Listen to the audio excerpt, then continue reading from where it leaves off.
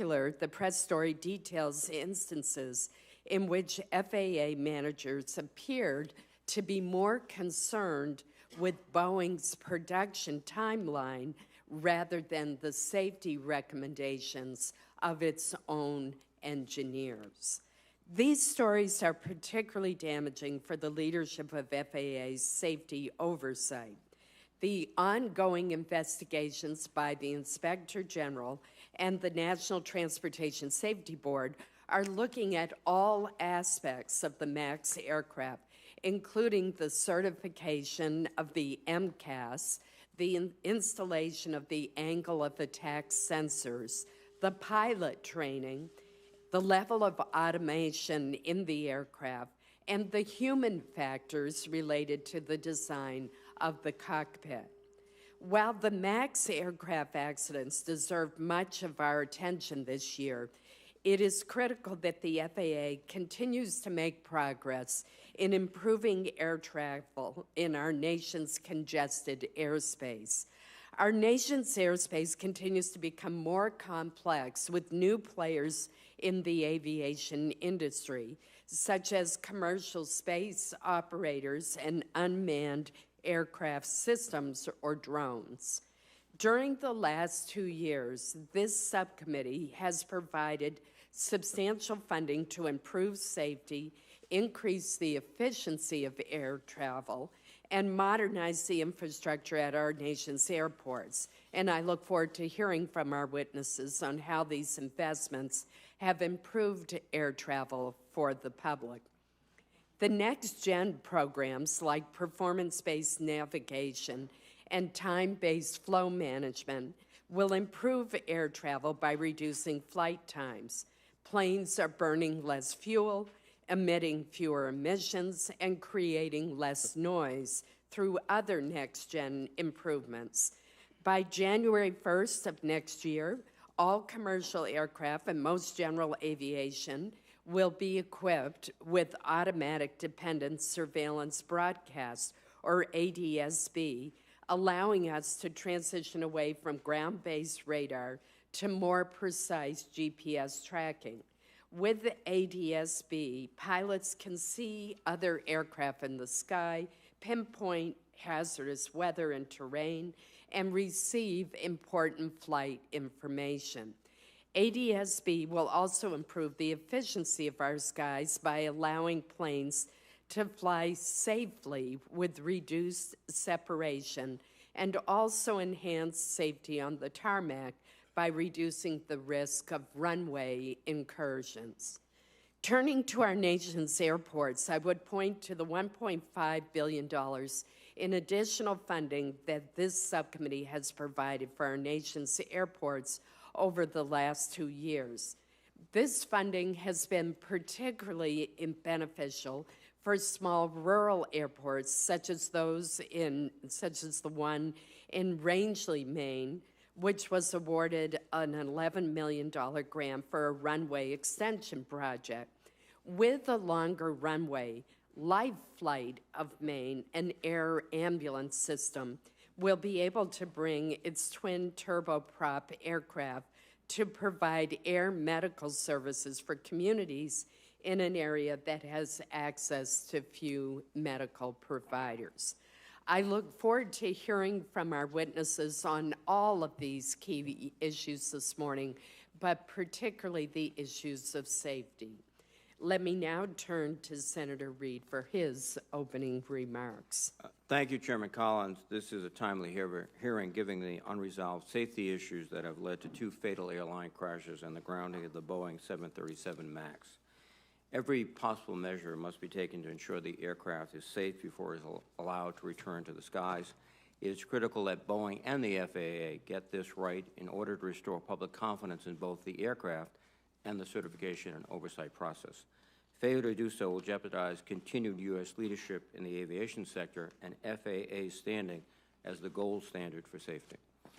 As the Chairman indicated, a New York Times investigative report released last week describes, in their words, a broken regulatory process that effectively neutered the oversight authority of the FAA.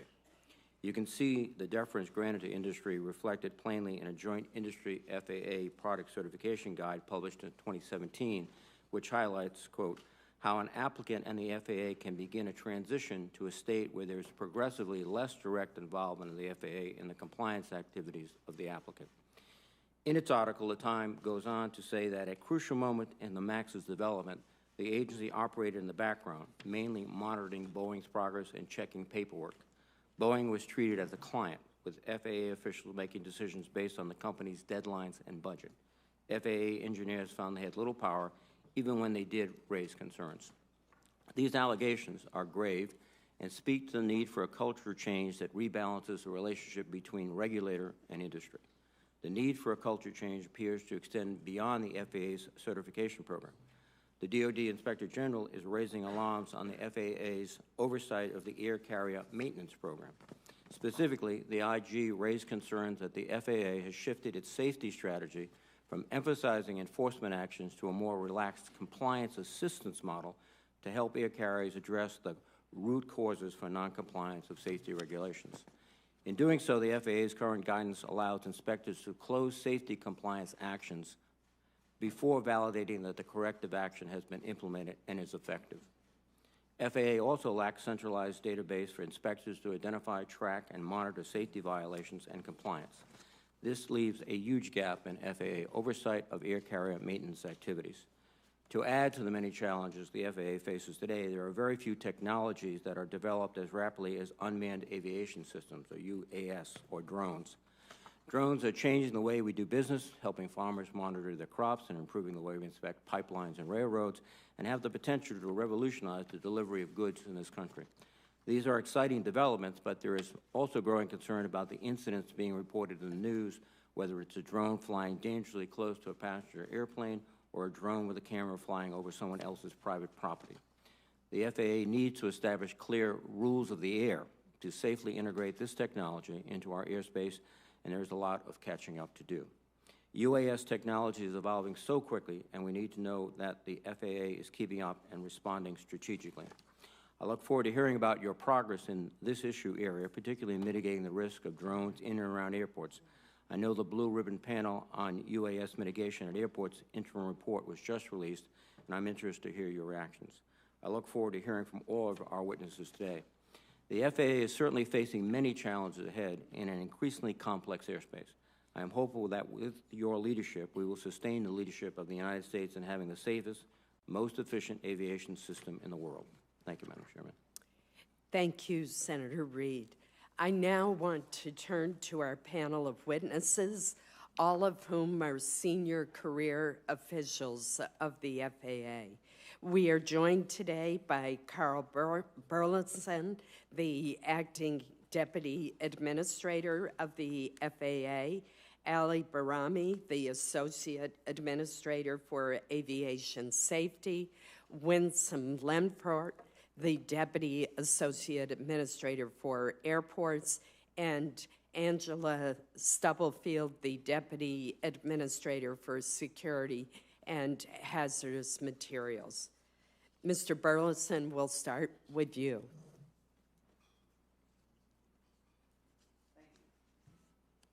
Thank you, Chairman Collins, Ranking Member Reed, and members of the subcommittee. Thank you for inviting us all to speak with you today to update you on the Federal Aviation Administration's work to fulfill its mission to provide the safest, most efficient airspace system in the world. We are committed to advancing the administration and the Department of Transportation's priorities of creating a stronger infrastructure and maintaining American leadership and innovation while ensuring safety and access for all users in the National Airspace System, or NAS. As Chairman Collins and Ranking Member Reed just noted, innovation is reshaping the NAS, and the pace of technological change is nothing short of amazing. Consider that we have approximately 1.4 million drones registered in less than 4 years, flying taxis in experimental design or testing phase with major aerospace companies. We have proposed new rules to remove the red tape and streamline the testing process for a next generation of civil supersonic aircraft, and we have civilian space pioneers getting ready to take suborbital excursions offered by multiple startup space companies at non-traditional launch sites. That's a challenge for the FAA and one we welcome. How do we introduce these new entrants while simultaneously modernizing the national airspace and maintaining safety and access for all users? Congress provided us a reliable foundation to do this through the FAA reauthorization and the Consolidated Appropriations Act, and we are working diligently to accomplish the directives set forth in these bills. The safe integration of UAS and commercial space operations are a key priority for the FAA. We are adjusting processes and practices to accommodate more of these operations without compromising safety. We are taking concrete steps to fulfill this mission. For UAS, we have deployed the prototype Low Altitude Authorization and Notification Capability, or LAANC, at nearly 300 air traffic facilities, covering about 500 airports and more than 100 contract towers. LAANC allows UAS operators to gain airspace authorization in a matter of seconds, compared to weeks previously. LAANC is a good first step as we progress toward automated air traffic management for drones. We took another concrete step for commercial space integration by opening the Challenger Room inside the Air Traffic Control System Command Center, where Joint Space Operations Group assess proposed launch and reentry operations that have an impact on the nation's airspace. This greater operational visibility, coupled with the space data integrator that we are developing, will allow us to safely reduce the amount of airspace that must be closed to other users during launch and reentry. In addition to our UAS and space integration activities, we are also operationalizing next-gen technologies, including ADS-B Out and Terminal Flight Data Manager. ADS-B Out, which will be required for aircraft operating in most U.S. airspace on January 1, 2020, provides surveillance information that is more accurate than radar and more cost-effective, especially in remote areas like the Gulf of Mexico. To date, roughly 80% of the U.S. airline fleet and more than 60,000 general aviation aircraft have been equipped. We expect to start operational testing of Terminal Flight Data Manager, or TFDM, this summer. This will allow us to build a virtual departure queue at airports so flights can wait at the gate or a non-movement area with their engines off until they have a direct route to the runway. By moving electronic data exchange, TFDM will also save time for our controllers in the tower cab by eliminating certain manual processes. We are also working to make sure new generations of Americans are ready to enter the aerospace workforce. In fact, one of the highest priorities at the FAA is to bring new, well-trained women and men into the aviation system. We have established an aviation workforce steering committee to focus on broadening the pipeline of young people interested in aviation careers, enhancing the proficiency of training and targeting skills we need in the future, and partnering with academia and industry to achieve these outcomes. In conclusion, let me reiterate that the men and women of the FAA are committed to ensuring the United States is the gold standard in aviation safety. We be the first to acknowledge we are not perfect, but whether a technician maintaining power systems at a facility in New Hampshire, a safety inspector helping educate the next generation of pilots in Florida, or a controller working traffic in Chicago, FAA's employees are not complacent about their mission. They work every day to ensure the safety of the American traveling public. That is why we are confident with the support of this committee and the robust engagement of our stakeholders, we can safely achieve innovation necessary to continue America's global leadership. Thank you. Mr. Barami. Chairman Collins, Ranking Member Reed, members of the subcommittee. I appreciate the opportunity to address Federal Aviation Administration's top priority, safety. The Ethiopian Airlines Flight 302 and Lion Air 610 accidents were tragic events that seared the safety conscience of the entire aviation community. Learning from and recovering from these accidents is our primary focus within the Aviation Safety Organization, along with maintaining the continued operational safety of the national airspace system. With respect to returning the 737 MAX to service, the FAA is following a thorough process, not a prescribed timeline. We continue to evaluate Boeing's software modification to the MCAS. In addition, we are developing necessary training requirements as we support various investigations and audits underway. We are working through the Joint Authorities Technical Review, or JADR, to conduct comprehensive review of the 737 MAX's flight control systems certification. We have also initiated multi-agency technical advisory board review of Boeing's MCAS software update and system safety assessment. Let me emphasize that despite this strong spotlight we are under, we welcome this scrutiny as it will make us stronger. Our data-driven, risk-based systems approach to standards, certification, and oversight forms the backbone of the proven, quantifiable safety record that we have come to expect in commercial aviation. In the past 10 years, U.S. carriers have transported more than 7 billion passengers with one fatality, but one fatality is too many. Further, as the aviation environment becomes more complex with the new entrants, we know a healthy safety culture requires commitment to continuous improvement. Through our new strategic plan, we are aligning our safety culture to be responsive to the new challenges we face, including new entrants, the fastest growing of which is, of course, unmanned aircraft systems, or UAS. We have sharpened our focus on the safety of all aircraft operations, and we work on a number of initiatives to support UAS integration. We are using existing rules to enable UAS operations where we can, and focusing on safety enabling an ever-expanding universe of UAS operations and capabilities.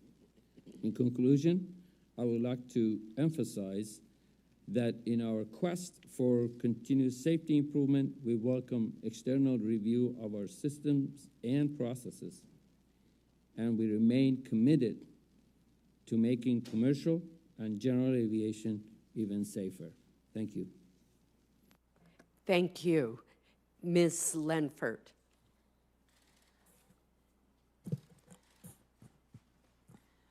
Chairman Collins, Ranking Member Reed, and members of the subcommittee, thank you for the opportunity to speak with you today. The Office of Airports works with more than 5,000 airports across the country, and more specifically 3,300 airports that are part of the National Plan of Integrated Airport Systems. We also work closely with airlines, general aviation pilots, state aviation professionals, neighboring communities, local governments, and many other stakeholders. Our top priority is always the safety of the traveling public, while optimizing capacity, efficiency, and security of our nation's airports.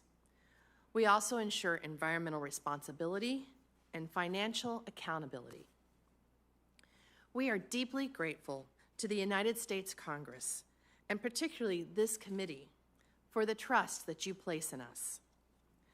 The needs far exceed the available resources, but the funds that you provide are crucial to keeping our nation's airports as safe as the airways that connect them.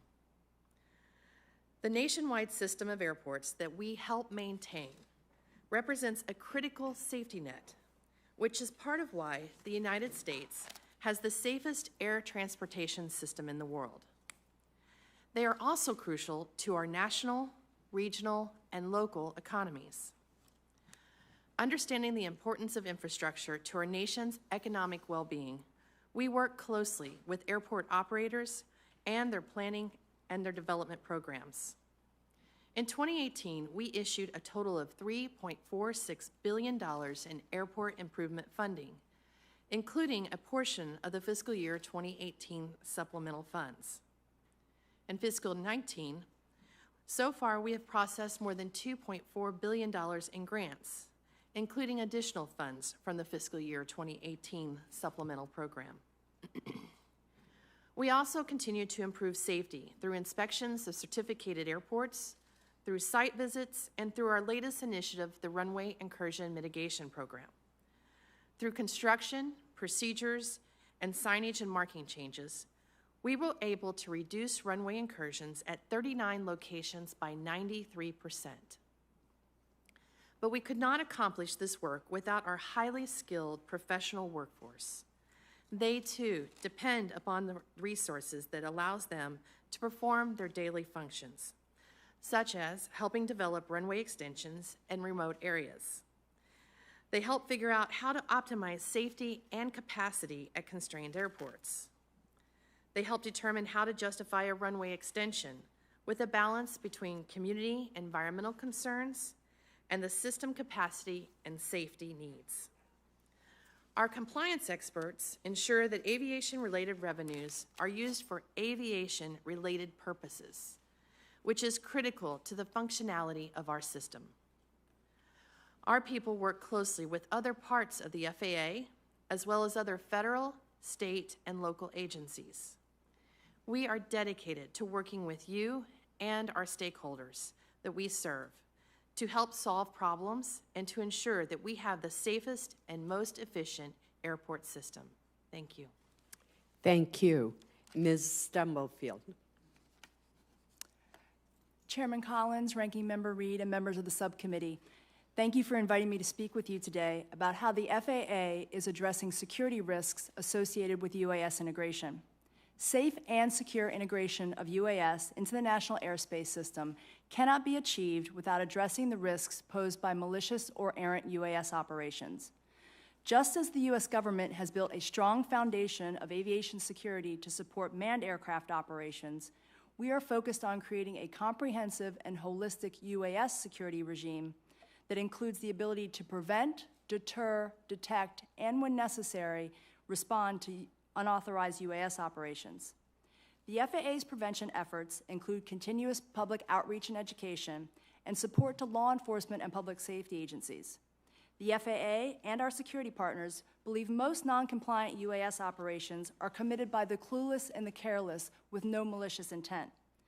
To deter reckless operators, we are providing instructional resources and investigative support to law enforcement agencies, which also enables FAA civil enforcement. We are publishing a remote identification rule to support prevention, deterrence, and detection of potential safety and security risks. The ability to remotely identify UAS and their operators in flight is crucial to locating and taking appropriate action against UAS operators posing a safety or security risk.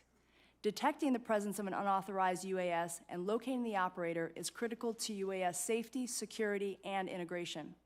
The FAA is providing information to airport sponsors to help them make informed decisions about deploying UAS detection technology at some airports.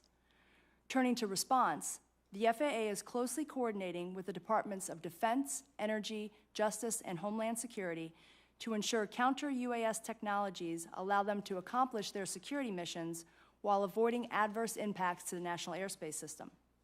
For domestic airports, several unique challenges in the airport environment require more evaluation and development of counter-UAS technologies. And as directed in the FAA reauthorization, we are planning to test UAS detection and mitigation systems at several airports. We share concerns about the potential impacts of a drone disrupting airport operations and are closely coordinating with our federal security partners to finalize a national federal response plan to deploy counter-UAS authorities and technologies to address a persistent UAS disruption at a major U.S. airport, ensuring the U.S. government is ready to respond to an event similar to the UAS disruption at UK's Gatwick Airport in December 2018. Working together to prevent, deter, detect, and respond to UAS risks, the FAA, security and law enforcement agencies, and critical infrastructure owners will enable the United States to continue leading the way in UAS integration and innovation, while maintaining the safest, most secure, and most efficient airspace system in the world. Thank you. Thank you. Mr. Burleson, I want to start with you today. In your testimony, you state that the FAA prioritizes safety above all else, which is what we would want and expect.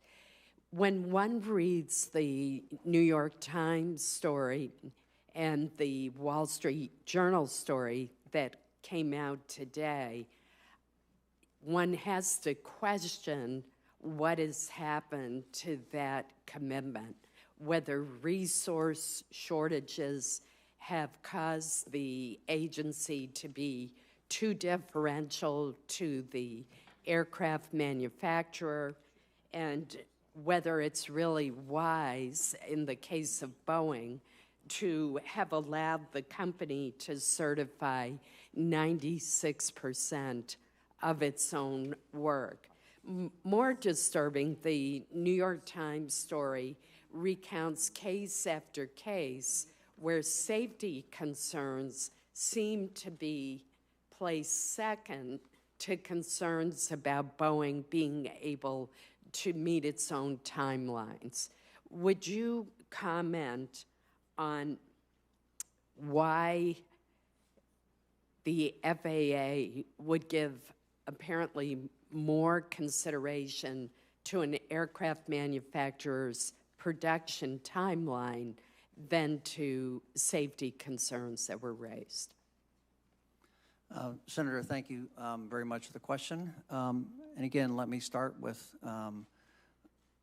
foundational in FAA, and our core principle is safety. I think you see that as we are working through all the challenges of coming to a place where we feel comfortable ungrounding the MAX, step by step. We constantly say there is no timeline. The issue is safety. In terms of the newspaper reports, I think that, again, that they offer a perspective, but I would say that the professionals who are working this day in and day out have an incredible commitment to trying to get it right. There are oftentimes, and certainly Mr. Barami can elaborate on this because having worked in the safety part of the FAA, he certainly has a lot more knowledge of the details of the engineering process, the process of delegation. But I will say we do not and never have allowed self-certification of whether it's Boeing or any other product. We are fundamentally involved at the beginning of a certification project. The Boeing aircraft, the MAX took 5 years to certify. We were in the beginning phases of deciding what was more routine, what could be delegated in that process, and then what the key technologies and risks that had to be addressed. So again, I think we have been fully knowledgeable in dealing with the development of that plane, and I think that and we have again, the process of delegation is longstanding and has, again, been a critical part of producing the safety record we have in the United States. I will say it doesn't mean that it's perfect. It doesn't mean that each decision we've made has always been perfect. But I do think the fundamental process of how we went about certifying the MAX was sound. And I think the other positive here, Senator, is that, as Mr. Barami mentioned in his testimony, we have a number of reviews ongoing, looking at what we did in the past with that. We certainly are committed to, if there are improvements we need to make, changes we need to make, if there needs to be a different balance in delegation or ODA, we are certainly willing and ready to take those recommendations. And there's also committees that are also reviewing, looking at the future, because again, airplanes are not going to be less computer-centric going forward. So again, we're looking not just at how we can improve the past, but we're also at this point waiting to see what recommendations might come in terms of improving future certification process. Well, I have many more questions for both you and Mr. Barami, but I know that Senator Reid is on a tight time schedule, so I will turn to him. Thank you, Madam Chairman. Ms. Barami, it seems that, to make sense to me at least, that pilots who fly these aircraft on a day-to-day basis should be involved in the certification process. In fact, day-to-day pilots, if you will, were involved in finding an additional flight control software issue when they were given access. Going forward, will the FAA reconsider requiring that everyday pilots, I'm using the term generically, not just test pilots, play a greater role in aircraft certification? Senator, thanks for that question. Pilots and flight test engineers and operational pilots are engaged in certification, and they have always been involved. What you recently heard with respect to the recent findings, the issue was a review of the system safety assessment, and what we found out that there was a particular failure which was extremely remote, and we acknowledged that, we understood that, and based on what we learned from the two accidents, we decided that we need to actually verify the assumptions, and that's where our pilots got involved to, in fact, verify that that particular situation was, if it occurs, is recoverable. And in that particular case, several of our pilots were able to recover, but there was one or so that they could not recover successfully. And because of that, we said that change needs to occur. So the good news is the pilots are engaged and involved in the process. But the question is, will they be formally engaged going forward? Absolutely. In a much more robust way, officially, not just informally, but officially by FAA? Absolutely, sir. Thank you. Today, the Wall Street Journal reported, as the chairman indicated, on the situation. And one of their points was that the FAA's early goal after the first crash was to, in their words, get something out immediately and then mandate something more permanent. Specifically, the FAA analysis suggests that a warning to pilots would be enough to provide Boeing about 10 months to design and implement changes to MCAS, according to a person close to the manufacturer. Boeing had been planning to complete the changes by April within the 10-month period. That's the end of their quote. This information appears to contradict the earlier statements by the FAA. You purposely thought prior notification would be sufficient to remedy safety concerns after Lion Air accident. So, Mr. Durrami, is this accurate, the report that did the FAA intend to have a short-term pilot warning, knowing that Boeing needed to make a more significant fix to the MCAS software? One of the most important roles that we play is continued operational safety. On a daily basis, we get reports from the fleet with respect to events, occurrences, difficulties, whether it's operational or technical, on a regular basis. All of those are reviewed by our engineers and specialists to determine what we need to, first of all, are they really serious safety risks, what we need to be doing in an interim and at the same time in a long-term action. And this is a normal practice. In that particular case, based on the data and information that we received, we recognize that in Lion Air case, pilot action played a significant role. And because of that, we felt that the most important urgent thing to do until we have the appropriate fixes in place to provide the pilots with the appropriate procedures to focus on going forward while we develop this.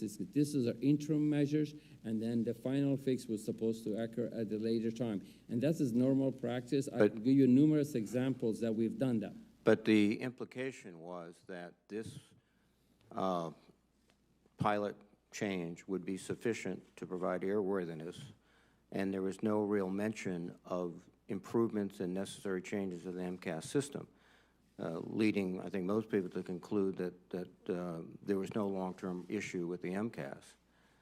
That lack of transparency, I think, is not appropriate. If I may say, sir, when we get involved in an accident investigation, we get involved for two reasons. Number one, to support the NTSB and investigators with the technical knowledge and information.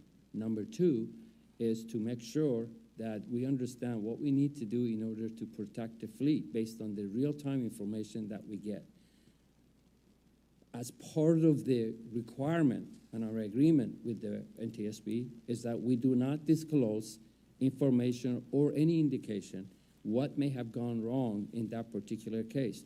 And that is a very delicate balance for us to play. So we wanted to basically resolve the issue without having the disclosed information that the investigators did not want us to disclose. And from the safety perspective, we felt strongly that what we did was adequate, and that was based on discussions with our airlines, our own operators, based on the review of the data that we have obtained from our operators and also Canadian operators. We thought that was sufficient. Now, knowing what we know today, and maybe we would have to take a revisit of that based on these reviews that will come out, we will definitely make adjustments. But of concern is that there are various equities. Companies don't want their planes grounded or even question about the safety because that would interfere with their profitability of their operations. The inspectors want to conduct an inspection isolated as much as possible from the public. But the FAA, we expect you to basically be the person or entity that stands up and says this aircraft is completely safe to fly, that there are no further corrections necessary, or if they are, they're being undertaken. That does not appear to be the case in this situation, but thank you. Thank you. Senator Durbin. Thanks, Madam Chair. During the 35-day government shutdown, which President Trump initiated earlier this year, I made a point of meeting with air traffic controllers in St. Louis and in Chicago. And I learned that over 3,000 aviation safety professionals had been furloughed during the president's shutdown, and that another 15,000 controllers and aviation safety professionals worked without pay.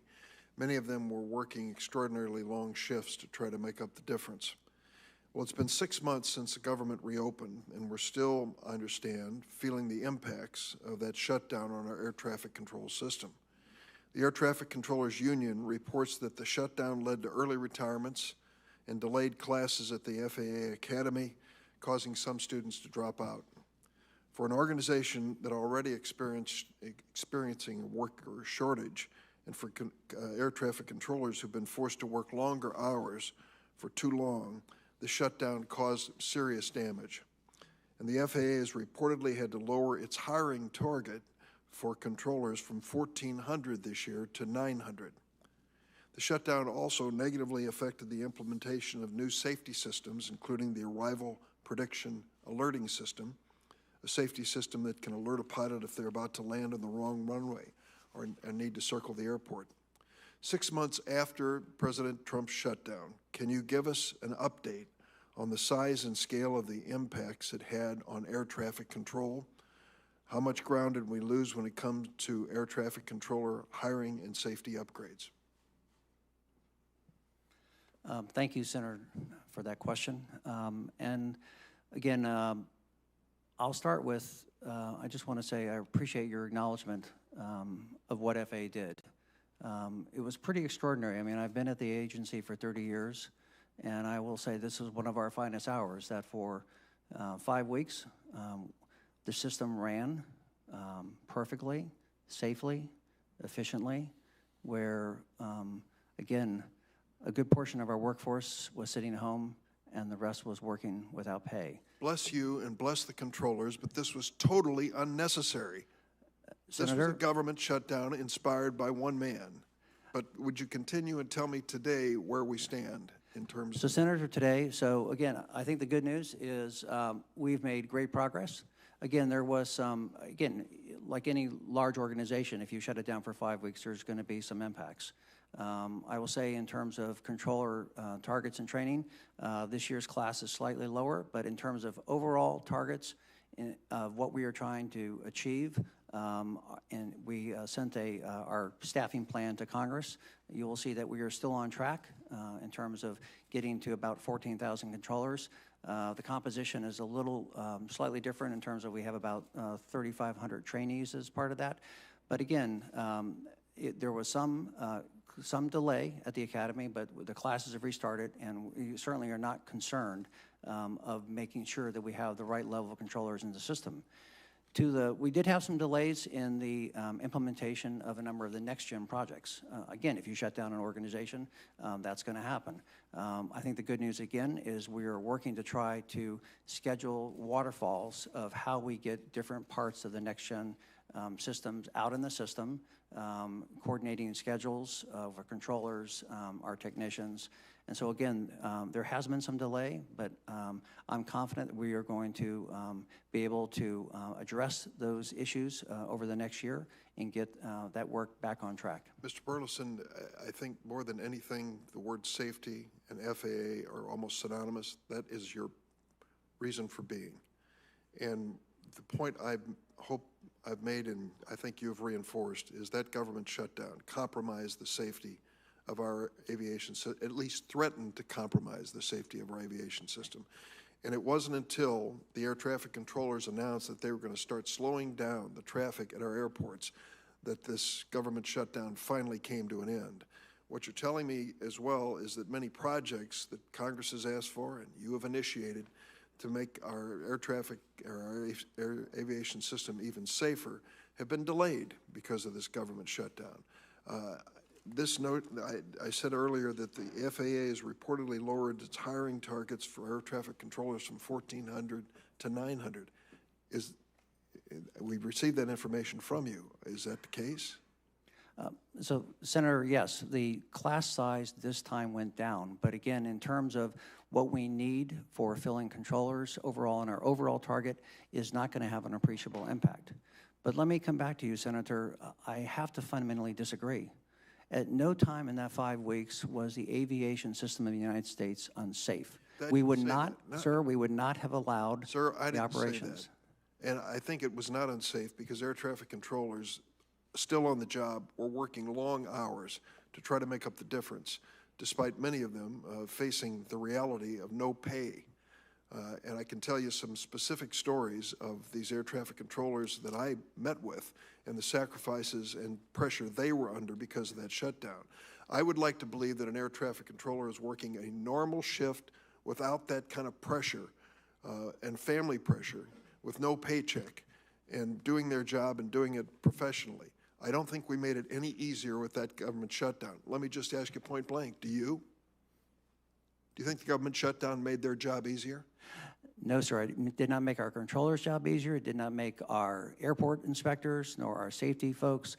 No, that did not make it easier. All I want to say, sir, is that because of the commitment, and this is what I said in my statement, the men and women of the FAA have an amazing commitment to the safety of the aviation system, and this is what you see in that shutdown, that they reported their work, they did their jobs as the government sorted out its issues between the Congress and the administration. Our focus is not that. Our focus is making sure the system runs safe every day for Americans. If you could also give me a report on secondary cockpit barrier progress, I'd appreciate that. Thank you, Madam Chair. Thank you. Senator Manchin. Thank you, Madam Chairman, and thank you all for this hearing. I'm going to get right to the 737 MAX. And I think that Mr. Balrami, this will mostly be for you.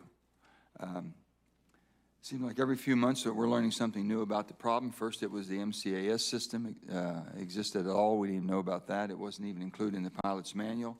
Second, we learned that changes were made to the MCAS system late in the design process and made the system more powerful, allowing it to push the nose down much more aggressively. Even so, this system relied on a single sensor and had no redundancy.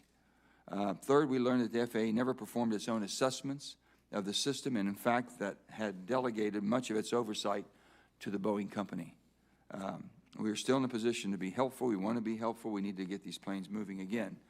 As last count, I have 389 planes that have been grounded, 200 built and not even delivered, so we're at 600 planes. What does that do for the safety of the system right now? If we're running planes that should be timed out or maybe should be grounded, are we running planes longer than they should be run since they're not being replaced? Are we losing a lot of flights, which is a tremendous economic hurt to all areas of the country? Sir, I question basically our role as a federal oversight, making sure that the skies are safe, the planes that are going in the skies are safe, people are trained properly, the attack indicator, things of this sort. It's just unbelievable that we got to this position and we let them, I'm understanding, it was driven by the industry who did not want to go through the retraining process and try to save an awful lot of money and time just making the transfer of a new plane coming into the system. So if you can talk to that, sir, I know you're over all of this. I know you started out with the 737 MAX, then you went back to the private sector, then you came back to the FAA. So if you can explain to me how we got to this position. Thank you for the question. Sir, you have multiple questions and Yes. statements in there, and let's just put things in the proper perspective. Okay. Then I will defer to you to tell me where I need to explain Sure. certain things more. First of all, let me talk about myself. I have 40 years in aviation, all of it in large transport, all of it in certification, and I was a designee at the company, and I know what it is to be a designee. It's a badge of honor that once the greatest safety organization in the world tells you that you're trusted to do work on my behalf in terms of data improvement, that is probably the highlight of an individual career. So I would say that when we talk about delegation, delegation is sound, and over the years we have been able to improve it and get better at it by shifting from individual designees to organizational delegation, and to the point that we are today is supposed to be the most comprehensive and in terms of oversight, system oversight. That is our focus. So the reason I did go to, there is a write-up on, I went back to industry, I come back, and I spent 25 years at the FAA in charge of large transports in Seattle, was based in Seattle. If I can just direct, because at time, I know, if I can just go over a little bit. This was a complex plane, okay? And you hung new engines on, you did a lot of different things with a software system that wasn't even mentioned in the pilot's manual.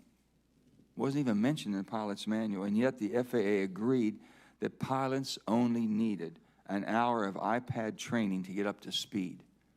That is incomprehensible to me, to be in that position when we did a complete makeover, basically using the same airframe, but we changed the whole dynamics of that plane to perform differently. The pilot training, that's a great question. The pilot training decision is not made by one individual or one inspector or pilot in the FAA. It's done through a process which is called Flight Standardization Board. And what we do is we... Is that under you all, the FAA? Yes, it's under my... Well, here's the other thing on that. The biggest selling point for the MAX was that it would require minimum pilot training. And Boeing promised Southwest millions of dollars in rebates if the MAX required simulator training. You already basically eliminated simulator training, didn't think it was needed to basically adhere to what Southwest demands were. If I may finish my... Sure, I'm sorry. No, that's okay. What I wanted to point out was that when we have a new design, whether it's a derivative or a new model, the pilots, including line pilots, people at the airline, they get together as part of this group, and they see what changes are made to the flight deck. They compare it to the previous model, and then they go through the training syllabus and make a decision what type of training is needed. It was the decision of that body that says that this MCAS training with computer-based training is sufficient. And I'm not a pilot, but I can tell you that from human factors perspective, you want to make sure you provide the pilots with sufficient information to be able to control the aircraft, but you don't want to overwhelm them with all kinds of information that may not be relevant. An MCAS system was supposed to be a system, and it is a system that works in the background, and it should be transparent to the flight crews. That was the logic. Now, knowing what we know today, and what, as Acting Administrator Elwell has said, we should have included more description in the computer-based training in order to explain what MCAS is and what we'll do. So what we should be focusing on, and I'm going to do that, and that's what the team is doing, is a better appreciation and understanding of system safety assessment, ramifications of various failures and things of that. Are we doing investigations into this agency that's supposed to have the oversight of the training? I'm a pilot, so the only thing I know is when I'm flying IFR, and I think that I got to override the autopilot. I've got a couple switches to flip, but I'm overriding my autopilot. I mean, that is the first thing that I've learned. When I go back to pilot training, the same thing. I'm being basically trained in case of an emergency. I already know how to fly the plane. I want to know what happens if I have to try to fly through an emergency. That's right. And for some reason, these two pilots, I guess, the foreign pilots, had no idea they could turn the system off? Sir, thank you very much. That's a very important point you're making. In our business and the business of safety, you want to be focused on the issues that you need to focus on and help make things better. I do not want to pass judgment on the qualification of the pilots that were on those flights, but I will say a review of the flight data recorder and the preliminary information and what we know, the actions they took was inconsistent with what you would think. Let me just say, and That was an issue thank you that for we were being so struggling kind, Madam Chairman, but I want to wrap up by saying this. We have relied on the industry more than we should rely on the industry to do the job that we should do to make sure that the American public is safe.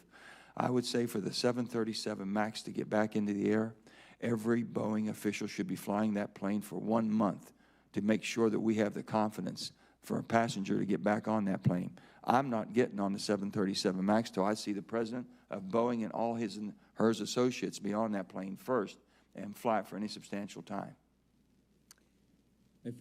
We absolutely agree that it's necessary for us to do everything we can to gain the confidence of the flying public. And let me assure you that most of my time at this point, talking to foreign authorities, talking with the airlines executives, talking to labor unions, is to make sure that when we are there, they're all along, they understand how we got to where we are, and what we've done is the right safety action.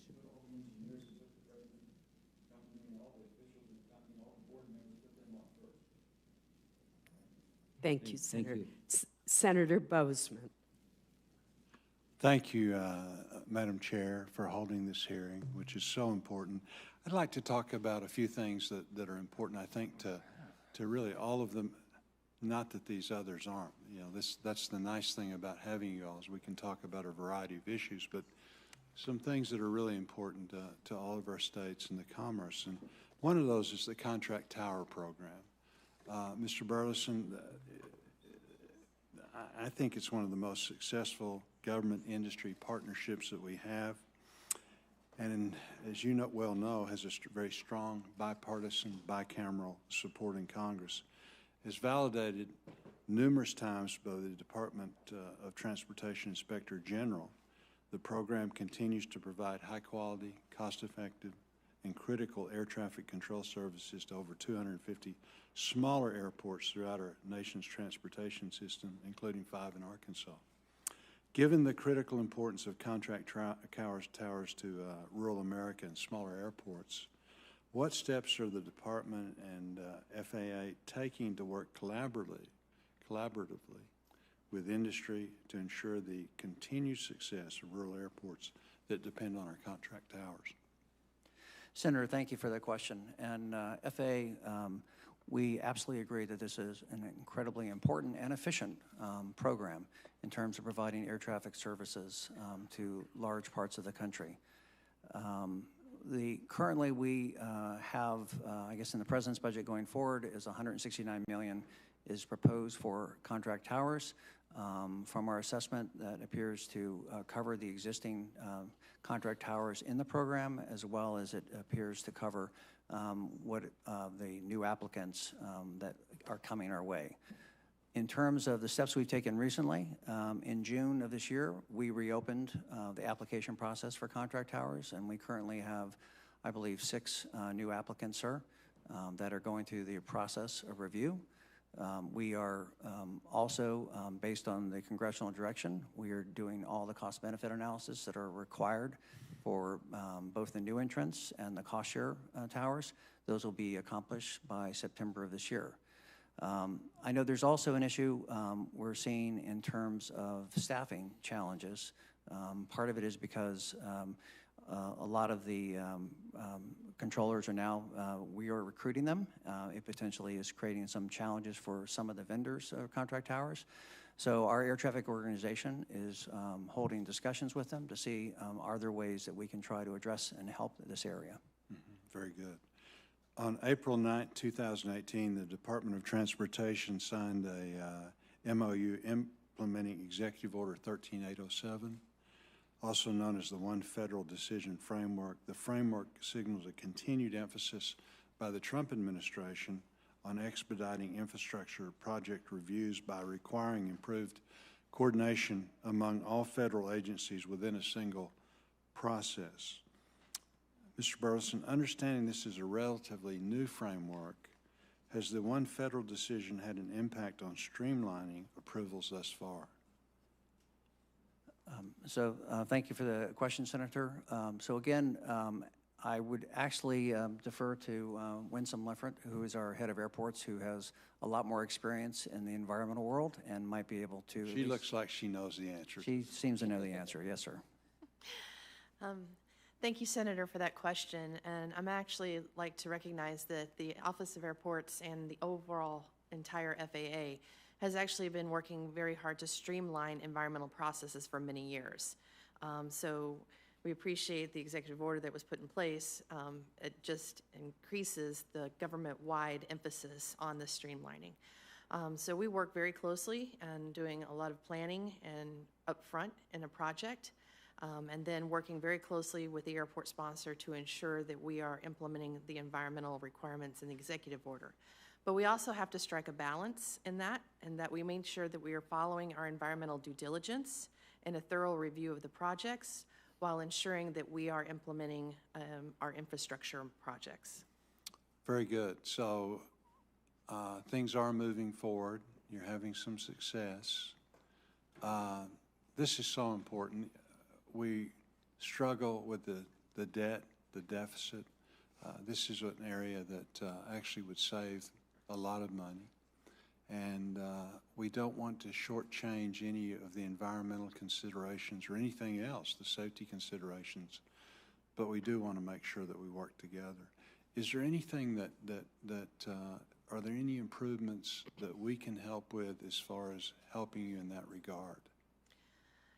Not at this time. I think one of the things that was approved in the recent reauthorization is Section 163, which actually allows us to look at a project and make a determination that there is minimal federal impact required, especially on non-aeronautical development on an airport. And we've been very successful with this program. So far, there have been about 25 different projects throughout the country where we've had to do minimal review, and the airports are going forward and putting the projects in place without minimal environmental and federal oversight. Some of the projects example is in Lafayette, Indiana. They were able to go forward and to put in an industrial research park with minimal federal oversight and environmental review. Spokane, Washington is also another one that we recently did. Very good. Thank you, Madam Chair. Thank you. Senator Hoeven. Thank you, Madam Chair. Administrator Barami, could you provide me with a you and I had a conversation last week. Appreciate that very much. And as you know, we're working on some things at our Northern Plains test site at Grand Forks, North Dakota. And one of those we work very hard on is beyond visual line of sight. And so I'm wondering, do you have a list of milestones or specifics that we would need in order to approve the BVLOS, the Beyond Visual Line of Sight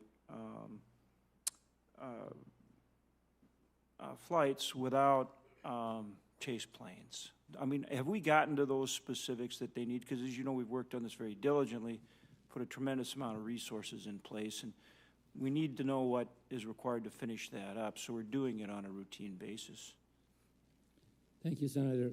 First of all, I want to thank you for the opportunity to talk to you about this just recently. Bet. As I said on the phone the other day, we have a very, very strong partnership with North Dakota, the test site. And they are supporting us in so many different ways, frankly, in numerous projects. As you know, we are now, they're engaged in the integration pilot program. They are engaged in supporting us for Operation Beyond Visual Line of Sight. They're also working on No Chase COA currently with General Atomics. And as I committed to you, with respect to the beyond regional line of sight, specifically with the company with Excel Energy. I committed to you that we'll have this resolved and changes made by end of this week. I was informed actually this morning before I come here that we made progress, and we are going to be communicating that to the test site. And they will be, with this decision, they will be able to eliminate the observers. That was a costly aspect of that. That's one issue that I was told this morning, which resolved the concern they had. With respect to their no chase COA, the issue there is work and coordination between several air traffic centers. And today there is a meeting that is taking place to talk about that with the test site officials, and there will be the follow-on discussion with General Atomics. I guess what I'm trying to point out is I would be happy to provide you a list of all of the projects, but frankly, these are the two most important ones that were brought to our attention, and we have already taken actions on those. That's good. The key is understanding what they are in the timeline, and our people will work through it with you. And I want to take the opportunity to thank not only yourself, but Mr. Burleson and the others for the relationship that we have with the FAA. And we're trying to keep these things moving along. So we just want to make sure we understand exactly what the requirements are, and that we have some timelines we can set to achieve them. Sir, if I may say, one important thing in honoring your partnership is to keeping commitments. I totally understand that. And the appreciation of our mission, which is safety, and making sure that we balance safety and innovation appropriately.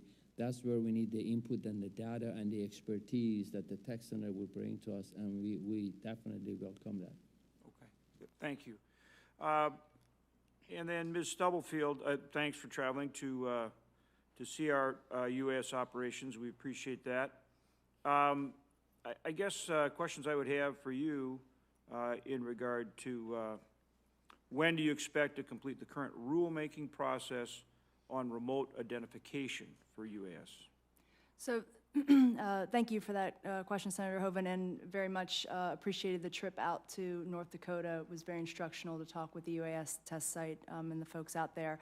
The remote identification rule is the top priority for the FAA on UAS rulemaking. It's an extremely complex rule. And it's a rule that requires not only the rule itself, but several other pieces that we have been working on. So we're working very hard to publish that rule this year. But it is important to remember a couple of things as we talk about probably some of your frustration with the timeline. One is the fact that up until October of last year, the FAA did not have the authority over all UAS operators in the airspace, and we are extremely grateful to Congress for restoring the FAA's authority over all UAS operators, in particular the recreational operators.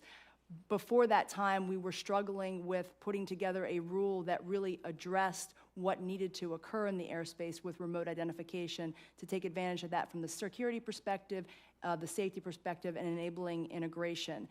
Once we had that authority, we were able to move forward in really building out the rule.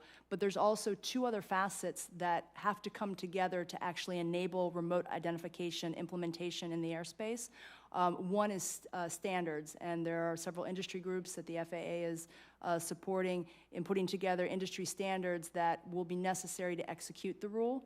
And then on top of that is the infrastructure piece. So when that remote ID requirement is out there, how will that information be transmitted? How will it be communicated to the law enforcement and other security partners? That infrastructure has to be built out, and we have had an RFI out on the street in December to get a cadre of industry to start working on that. So the goal is when the rule comes out, we have the standards we need and the infrastructure in place to execute those all together. And on top of that, we are also, in June, our Drone Advisory Committee are seeking input on a 90-day time frame to have the DAC members who are industry, state and local law enforcement, state and local government, other aviation industry players coming together to talk about how can we incentivize early equipage of remote identification so that we can take advantage of that as quickly as possible. Thank you. Madam Chair, I do have some additional questions. Are you going to have another round? Or? We are. Thank you. Senator Murray. Thank you very much, Chairman Collins and Ranking Member Reed. Appreciate your work on this. And before I ask my questions, I do want to note that my top priority here is the safety of the flying community.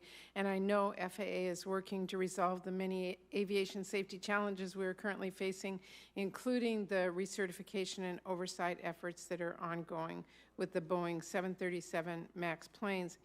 I understand the work of the Multi-Agency Technical Advisory Board is well underway.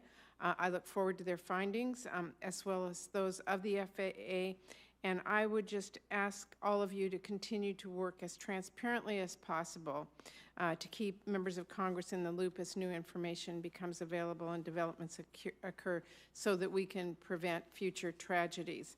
I know this issue's already been talked about here, so I won't ask any questions about it, but it's one I'm following extremely closely.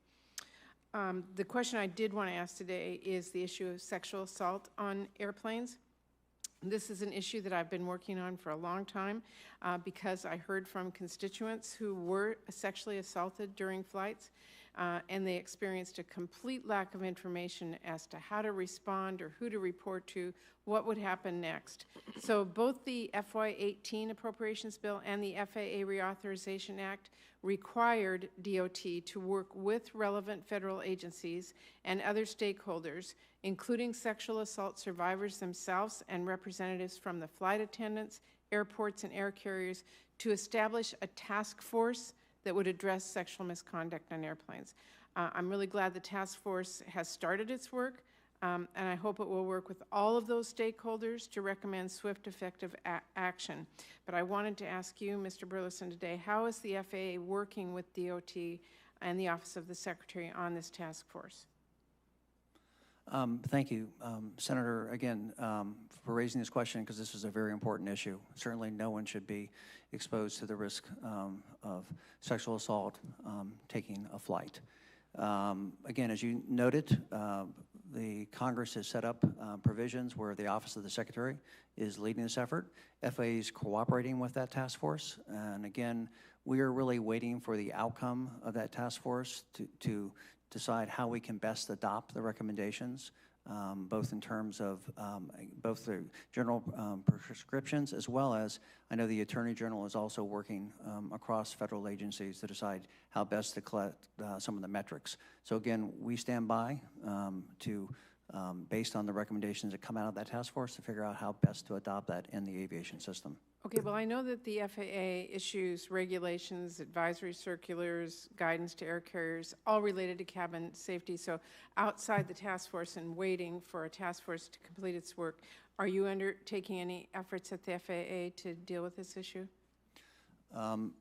Senator, I know we have collected some basic data to try to help provide information, but again, there has been at least one meeting already of the task force. So again, I know it's working at pace, and so again, we're waiting to see what we can do. Now, again, we take the normal as flights happen in the system.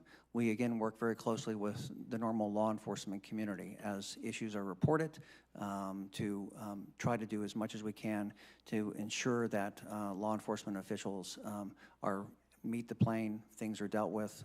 But again, in terms of a larger strategic effort, we are awaiting the recommendations of the task force. Okay, well, this is a critical issue, and waiting means somebody's going to have an issue between now and when a task force comes back, so I encourage you to keep this top of mind. Let me pivot quickly. There are 7 contract towers in my home state of Washington, and these towers, like all the other 250 contract towers in the country, support a wide array of critical aviation operations like scheduled passenger and cargo airline service. They do medevac, military, they do aerial, firefighting, aircraft manufacturing, corporate and general aviation, just a wide range of things. And I wanted to ask you, given the workforce challenges that is confronting the aviation industry, including the hiring of air traffic controllers into the FAA, I understand that many of these contract controllers are being drawn from the contract towers at rates high enough to cause challenges for the contractors in the program. This has created a really growing concern in the airports that they serve and have led to some questions about whether contract towers will be actually fully staffed. So I wanted to ask you what steps are being taken by the FAA to work perhaps collaboratively with the contractors and industry to make sure they have full staffing levels. Thank you, Senator. So as I had shared to an earlier question, we are very firm supporters of the contract tower program. And this issue of staffing has come up. Again, it is of concern to us. We want to make sure to try to, that there is the right staffing available for vendors that actually man these towers. So our air traffic organization is actually having discussions to try to explore what options we might have in terms of workforce. Workforce generally is a very important issue for us. We have taken a number of steps in the FAA to try to tackle this broader issue of the aviation workforce going forward. You probably have seen some of the reports that over the next 20 years we need 600,000 pilots, probably almost equal amounts of technicians. We need new and kinds of skill sets. So we held a summit last September with industry and academia, unions, to start tackling this issue. FAA has formed a task force inside the agency, and we're really working to try to figure out how do we expand the pipeline of interesting the next generation of men and women in aviation careers. How do we target the right kinds of proficiency and skills and the training process? And how do we partner with both education and industry to try to make aviation careers attractive? So we are working very hard at this. Do you have a task force? Are you going to bring recommendations to us? Is there policy things or funding things we need to be focused on? We are, at this point, that's actually part of what we're working through in terms of how best to do some of these activities.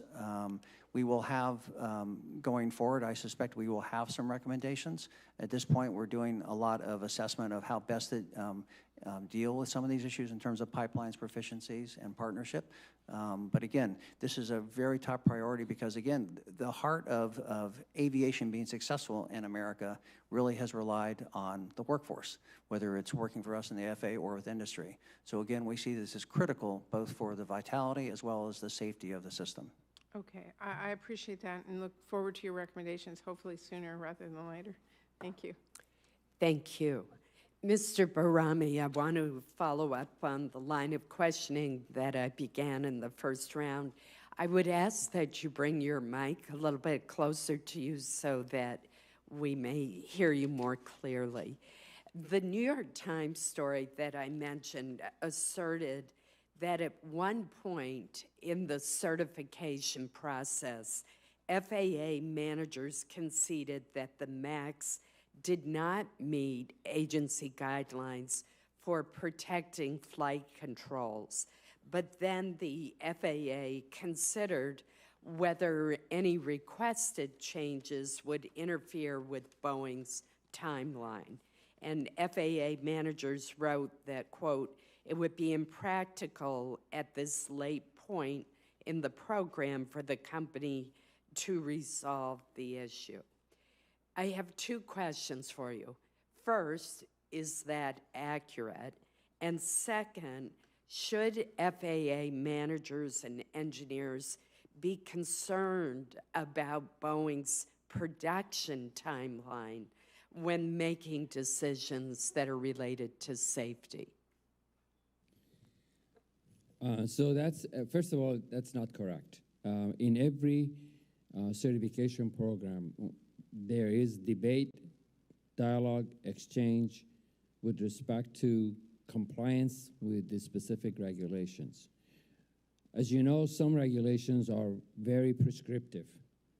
Frankly, those are the easy ones to find compliance to because it's either this or not. There are others that are very subjective, and in some cases, those regulations often are debated and discussed tremendously in a period of the 1 year, 2 year time frame. And I've seen in my career certifying programs like 787, Airbus A380, and others, and 777. I have seen those situations occur. That is why we put in place processes. That's why we put a process where we get appropriate people, get together, discuss the facts and information. In that particular case that you're referring to, there were a prior discussion as part of the process that the documentation of that particular action was taken. Several folks were not happy with that. That issue, again, was elevated and went through a prototype process that we put in place. And after that, based on all the data, managers made the decision. And the decision that was made, it was not necessarily to the liking of one or two individuals. Frankly, that's why I get paid for. That's what managers get paid for, to look at the data, fact, and information and make the decisions. And those are very tough issues that we need to deal with. In my view, the process was followed, and I would definitely look forward to all these different reviews that are being conducted, for them to take a look at it again, to see if we could have done anything differently, or there are areas that there are shortcomings in it. So is your testimony that pressure from a manufacturer to meet its deadlines for production has no impact at all on the decisions that you make with regard to safety? When it comes to safety, absolutely. Safety is number one. That's what we focus on. Well, let me follow up on Senator Reid's question about the article in the Wall Street Journal this morning. According to this press account, after the Ethiopian air crash, FAA's internal analysis found that the underlying risks of the MCAS were unacceptably high, and that they exceeded internal FAA safety standards. Now, in the past, when FAA has found that an aircraft poses an unacceptably high safety risk, it has mandated equipment changes, inspections, or training. But in this case, what FAA appears to have done is simply to issue a reminder to pilots on how to respond to an MCAS malfunction, and FAA gave Boeing many months to fix the underlying issue. What troubles me about this is if the agency's own analysis found MCAS to be an unacceptable risk, why did the FAA not take immediate action to address those risks? So I just want to make sure, just a clarification. The discussion that we had was concerning the events after the Lion Air, not the Ethiopian airline. Ethiopian airline, we understand what happened in that case, and we shortly after we get the facts and data and information, we grounded the fleet. On the Lion Air situation, when you say a reminder and notifications to the pilots or flight crews, we do that through airworthiness directive. Airworthiness directives are laws. They are not just the reminders. They have to comply with that. And typically what happens in case of a procedure or a change or focus on a particular process, a copy of the airworthiness directive actually put in the flight book for the pilot, so they know that this is something they need to be mindful of. So it's not just a notification, be aware this is an issue. It's there for them to act upon should they encounter that issue. So that was an interim action. We knew that eventual solution would be to have the modification, and based on our risk assessment, we felt that we had sufficient time to be able to do the modification, and get the final fix. Which what that means that typically, when we have we refer to it as closing action. Closing action basically eliminates all the interim actions, removes that particular piece of paper from the flight manual, and then the MCAS modifications are incorporated. So those processes are what we use, and we did the same in this particular case. Of course, and I'll yield to Senator Reid, but one issue here, which Senator Manchin mentioned, is that MCAS wasn't in the original manual, which seems very strange. Senator Reid. Well, thank you very much, Mr. Chairman. Mr. Burleson, you're aware that the Department of Transportation, IG, is conducting a review of certain air carriers' management and maintenance programs. And we understand that they've developed a systemic concern that FAA is transitioning from a strategy that emphasized enforcement to one that is more relaxed in terms of compliance. And they've also indicated that questions have arose about the agency's ability to effectively document maintenance issues and identify persistent problems or trends over time as a result of this new approach. And as I indicated in my opening statement, they contend FAA guidance even allows inspectors to close out compliance actions without ensuring that corrective action has been implemented and is effective. Given all these comments, can you explain how the FAA is mitigating safety risks and holding air carriers accountable to appropriately maintain the fleet with this sort of relaxed approach? Thank you, Senator, for the question. And what I would like to do is set a larger historical context and then let my colleague, Mr. Barami, talk specifically about the maintenance issues with the IG report. So again, where we have arrived today in the compliance program is all about how do we identify risk and deal with safety proactively. And again, it is not a matter of relaxed enforcement. We still take enforcement. If you cannot meet the standards, if you cannot comply with what for a safe operation, we will take appropriate action. And again, this was a process that has been developed over 2 decades.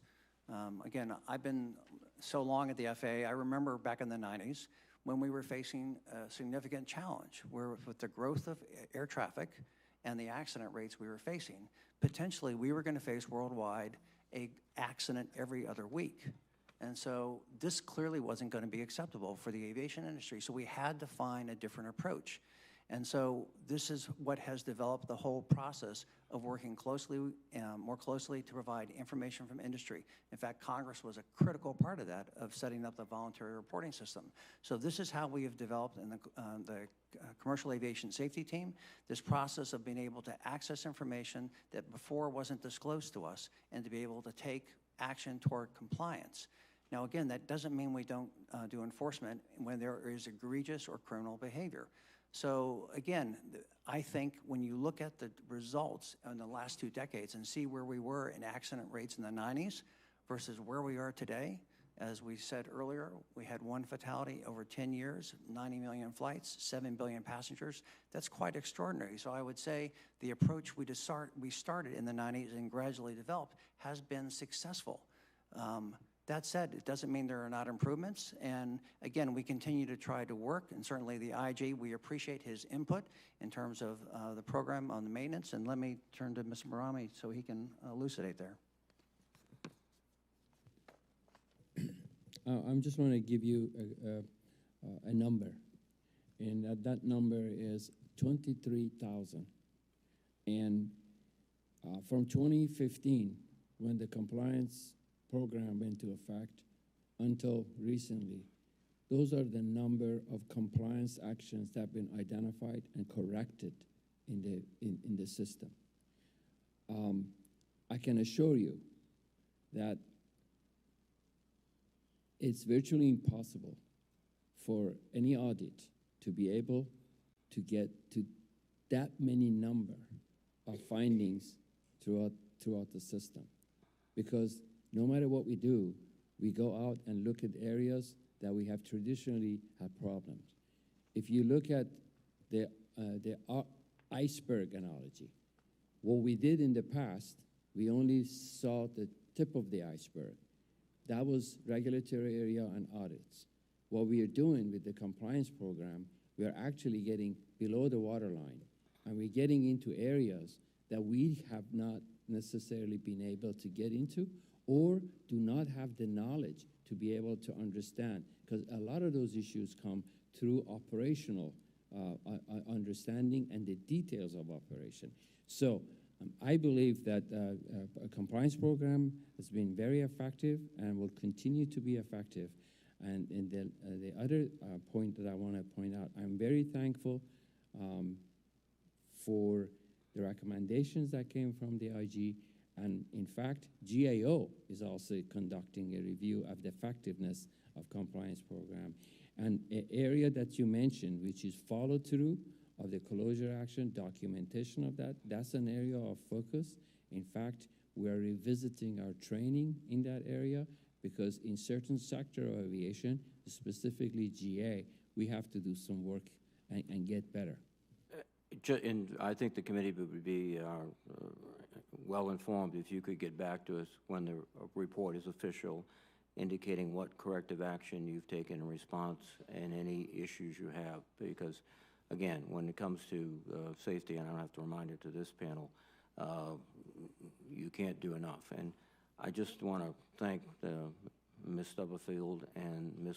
Lenford. Ms. Lenford, thank you for your help at TF Green Airport. And as you've learned, good work is rewarded by more work. We will be back. Thank you. Thank you. Senator Capito. Thank you, Madam Chair, and I want to thank you all. I apologize for coming in early and then having to leave. We had a markup in the Commerce Committee, and I was unable to hear all of your statements, so I apologize for that. I first want to begin with a thank you to the FAA. We had an issue with our EMAS, which is our emergency system at Yeager Airport. I see some nodding heads.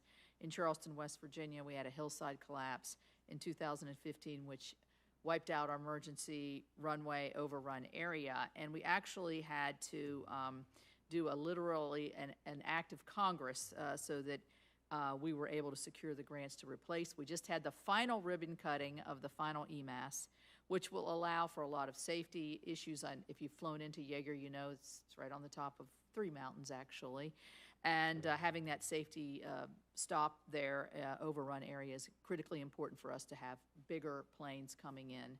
And so I just want to thank you all for all the work that you did with our offices to make sure that happened, and with our local county commission and our airport board. I do want to ask a question, and since I missed a lot of the testimony, I apologize if this has already been covered, but in hearing on the Commerce Committee on March 27th, I asked about pilot training and the airworthiness directive that was issued between the Lion Air and Ethiopian airline crashes.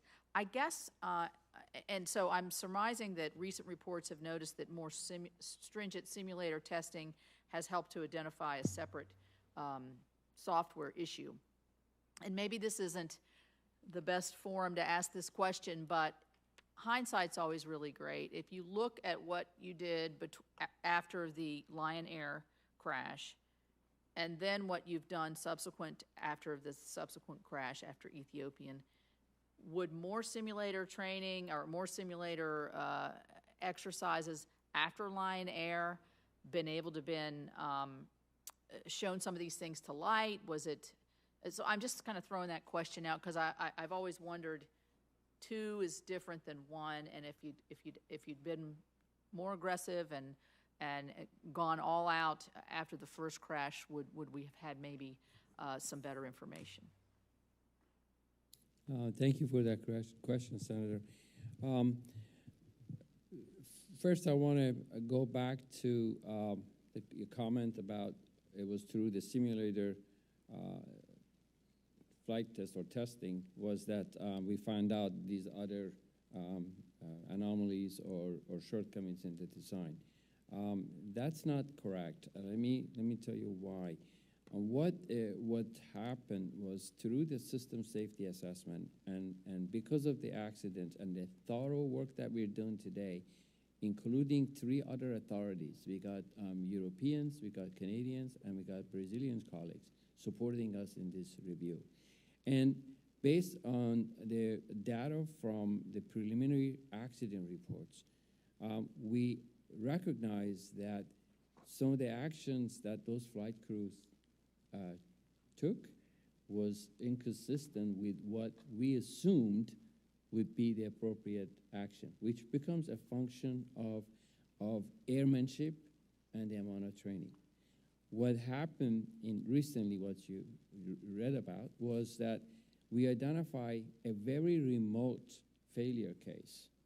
And at that time, we said, you know, knowing what we know, we really need to go back and see if this occurs, can flight crews recover? And that's how we ended up going into the simulator to model that particular scenario and see how their pilots react. Once we did that, we recognized, and it was the decision by our test pilots, that the level of proficiency that is required for this, to recover from this event is exceptional. And because of that, we could not leave with the decision to leave it as is and don't make the changes. That's why we made the design changes, why the software changes are being incorporated. So the simulator was not the one that identified the issue. It was the actual system safety assessment that identified a vulnerability that we had to verify as part of our flight simulator testing. So then it goes into the simulator as a scenario. That's correct. So we run it in the engineering simulator, and in the difference between the regular training simulator and engineering simulator, on an engineering case, you have the flexibility to actually change certain systems where you can't do it in a regular simulator for training. So we have a lot of latitude in there, and we exercise those latitude in engineering cab, and we be able to do this. So I would say that the decision to verify the assumptions was based on the information we gathered from the two accidents. Thank you. Thank you. Thank you. Senator Bozeman, do you have any further questions? Senator Hoeven. Thank you, Madam Chairman. I had a couple more questions that I wanted to follow up on with Ms. Linford regarding some of our airports. In 2004, the FAA was scheduled to upgrade the ASR-8 in Bismarck to the digital ASR-11. However, that didn't happen. But the city of Bismarck wants to move forward with commercial development close to the airport.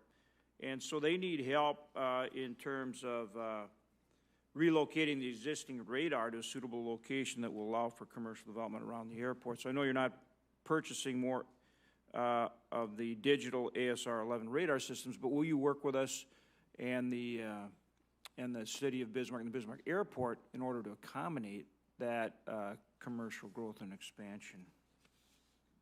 So on that particular subject, Senator, Mr. Burleson would probably be better to handle that. It's actually an air traffic organization. Okay, well then I'll direct the traffic to Administrator Burleson. Thank you very much. Thank you, Senator. So again, we understand the desire to move the ASR-8, and as you said, we have some challenges because that system is no longer going to be produced. We had one time thought about replacing it with the ASR-11. The needs have changed. Now again, if the airport is interested in moving it, we have a number of agreements across the country which we have entered into with airport authorities where since we don't have an operational need, we really can't pay for it, but if the airport is interested, we're more than willing to work with the airport if they're willing to pay for the move. It will create a bit of a challenge with a temporary radar, but I've talked to our air traffic folks. They're willing to explore options of how, if there is a willingness to pay for the move, a right site found, to try to work out a temporary solution for the radar while we move the ASR-8. Okay. Thank you. At the University of North Dakota, that we have a large flight training school, as you know, so that's actually one of the 25 busiest airports in the country. People don't realize it because they have more than 100 aircraft at the university there, and I think UND students flew over 100,000 hours at the airport last year alone. So they have a master plan that they're working on, And I want to know if the FAA will continue to work with the Grand Forks Airport to continue to ensure that the airport's master plan is finalized and that the expansion project that they're undertaking is greenlit so that they can continue to not only conduct the existing flights, but to grow. Ms. Lenford, Yes, is this one you want to take? I can take this one, absolutely. Thank you for the question, Senator. We are actually working very closely with the Grand Forks Airport, and actually, I am very familiar with this project. I recently met with the airport director and representatives from the University of North Dakota, and we went through the whole project from beginning to end. We are working very closely with them on their master plan, and we hope to have their airport layout plan signed and approved in August, so Well, that's hopefully good. next month. Well, that's pretty quick. Yeah. So All righty then. they've been doing their homework. Tomorrow. Yeah, tomorrow's good. So we hope. So we're getting close. And then we'll be working with them closely to develop an environmental review once the ALP and master plan is approved. And then we'll be working with them on a potential funding plan once we get through the environmental. Well, I'm glad I directed that question to you. How about the air traffic control tower? That's part of it too. So I believe that we're going to start the design on the air traffic control tower in August. And then once the design is complete, we'll be looking for further funding for the actual construction after that point. All right. Thank you very much. Thank you. We're going to do one final round of questions. I know Senator Capito has one that she'd like to ask right now before Thank you. she leaves. Thank you. I just had one additional question, and it's a little bit along the lines of what Senator Hoeven was talking about. We have two schools at Fairmont State and Marshall, which have aviation schools. I guess they're called the CTI schools, Collegiate Training Initiative. In our ATC Hiring Reform Act, we did say that you could hire out of giving prioritization to graduates of these schools for air traffic controllers.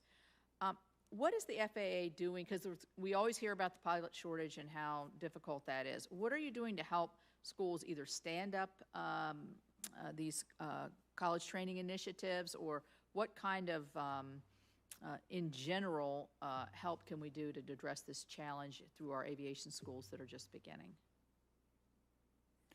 So, Senator, thank you for the question. Again, controllers are vital to the workforce, and we actually have had staff talking with Congress on the ACT legislation, and we do think, we certainly want to cooperate with you because we do think it could be helpful. I think you missed earlier, I made some remarks to just frame a larger issue, that the aviation workforce broadly across not just controllers, but pilots, technicians, we are very concerned. And I was talking more about the pilots. Yeah, so well, go ahead. So the pilots, so we are very concerned about the future workforce. We are taking a number of steps to work to try to broaden the pipeline of young people into the workforce, as well as improve proficiency and training, as well as cooperate with education institutions like you were citing. We are working very diligently to try to lay out frameworks.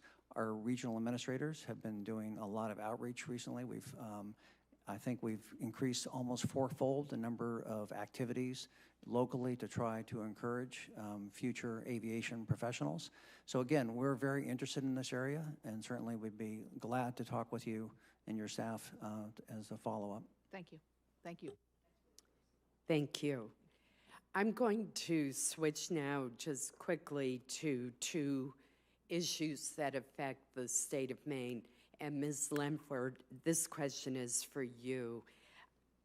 At the budget hearing with Senator Chow in March, I described an accident that occurred at an airport in Presque Isle, Maine, in northern Maine, where a commuter airplane hit the ground, bounced numerous times, injured 3 individuals, terrified everyone on the plane, and the plane itself sustained substantial damage.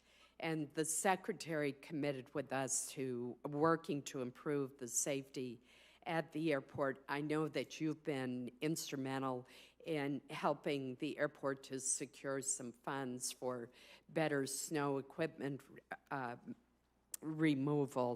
snow removal equipment. But we have a problem when you have a severe weather condition in a small airport like this. So could you provide us with an update on what else FAA is exploring to improve the safety of this regional airport? Thank you, Senator, for that important question. To note, to follow up on your request from Secretary Chow, the FAA has in fact made satellite-based procedures available at the airport. And so we're also currently continuing our investigation of this particular accident and looking and working with our air traffic partners, working with the actual operators, the NTSB, and other parts of the FAA to determine what were all of the causal factors in this particular accident. As you know, it's normally not just one particular incident that causes the accident. In the meantime, we're actually preparing, working with the airport to prepare them for this upcoming winter season. As you mentioned, we've worked with them to procure additional snow removal equipment, as well as work with them on their aircraft rescue and firefighting. Once the final investigation is completed, we will continue to work with them, as we do all airports, to ensure that they have a safe and efficient operation. Thank you very much, and thank you for your assistance in that matter. Mr. Burleson, and if this question shouldn't be directed to you, feel free to pass it on to one of your colleagues. I am hearing a lot of complaints from my constituents in South Portland about increased noise from aircraft landing above their homes at night, often just 600 to 1,000 feet above their homes. While most aircraft use the harbor visual approach over Casco Bay during the daytime, they cannot rely on visual ground references at nighttime, and instead they have to fly directly over the city of South Portland. The Portland Jetport has submitted to the FAA a request for a new required navigational performance, or RNP approach, to provide another option for incoming flights that would approximate the harbor visual route at nighttime. Now, the FAA claims that very few of the aircraft coming into Portland have the proper equipment to be able to use an RNP. However, according to the airport director, if you take into consideration the fact that only commercial aircraft are causing the noise complaints at night, more than 21% of the aircraft would be able to use this new approach. I'm seeking from you a commitment to take a hard look at this and to consider working with the Portland Jetport to get the RNP approach approved as quickly as possible. Or if that's not the right answer, help us come up with the right answer to deal with this noise problem for the residents of South Portland. Senator, I'm glad to make that commitment. Again, I was provided the same information that only about 8% of the aircraft are capable of an RMP approach. I will say I understand that our air traffic folks have gone back to the noise roundtable with another proposal, which is to potentially change some waypoints on the existing procedures to see if that might also help address noise, given the problem of equipage. But again, we recognize aircraft noise can be a considerable problem with local communities.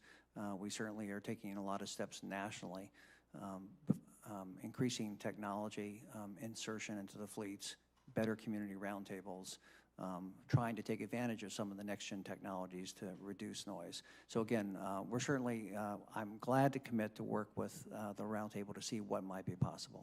Thank you. I really appreciate that. And as I said, the Jetport tells me that when you look at the fact that it's the commercial aircraft that are creating the noise, that the number who could use this new approach is actually 21%. So that could make a significant difference. But you have a lot of expertise in this area, and I very much appreciate your commitment to work with the community and with the Jetport. Senator Reid. I simply want to point out, Madam Chairman, that on the way to Portland, you can stop in Providence, Rhode Island at T.F. Green International Airport, and whatever you can do, we would appreciate it very much. But again, thank you, Ms. Linford, for your help. And Madam, thank you. Thank you.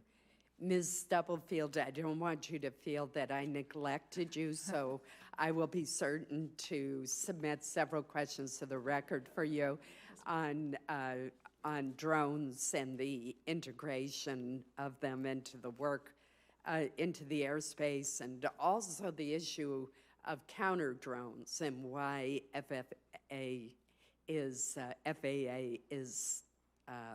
not enthusiastic about that approach, or so it appears. But we will do that, and I know that Senator Reid will also have some additional questions for the record. I want to thank each of you for being here today. I want to follow up on a comment that Senator Durbin made it earlier about the government shutdown. And I want to applaud the work of the FAA during the shutdown. That was an extremely difficult period of time, and the FAA really rose to the challenge. And so I want to thank you for that. The FAA did not cause the shutdown. The shutdown never should have occurred. Shutdowns never produce good results, and they are never worthwhile. And I, for one, appreciate how hard your agency worked to get us through that very difficult period.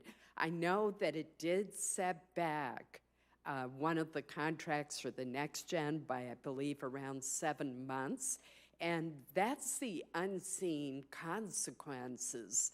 Those are the unseen consequences of government shutdowns, is that it prevents agencies from going forward with needed projects. And the irony is we end up spending more in many cases than if government had remained open. So I just wanted to add my comment on that. I do appreciate each of you being here today and candidly answering our questions. We're going to know more after the investigations are finished.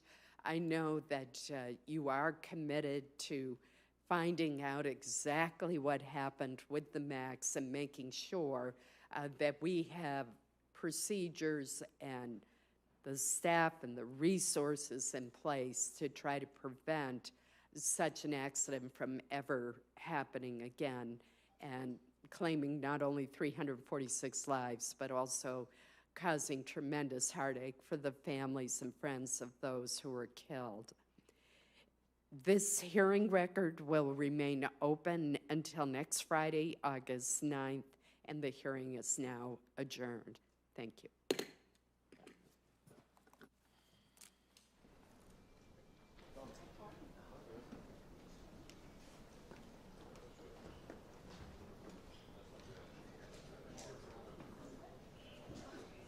How's it going? Twice in 1 week. I know. I'm feeling lucky.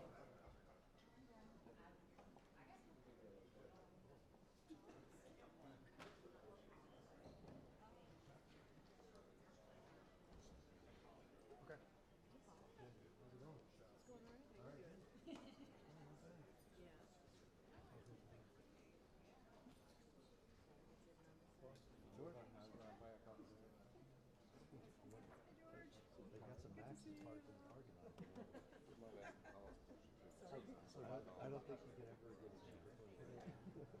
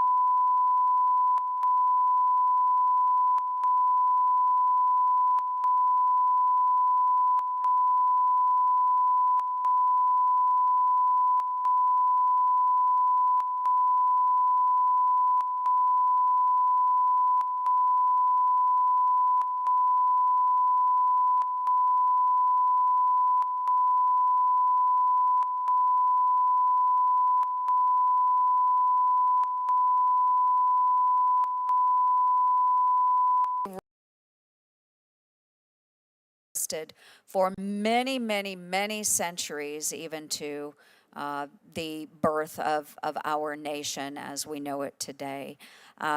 That went back to the 1100s in England. So that's where it originates from. It is long held that Americans and other peoples have the right to keep and bear arms. Do you believe that the Second Amendment is individual, or is it a collective right? I believe it's an individual right. Okay, I believe that as well. Even though I was part of the militia, I do believe that it's also my individual right to keep and bear arms. Some of the statements that you made as the FOP president regarding the federal assault weapons ban of 1994, a lot of us keep going back to this, and we just need to make sure we understand where you are there.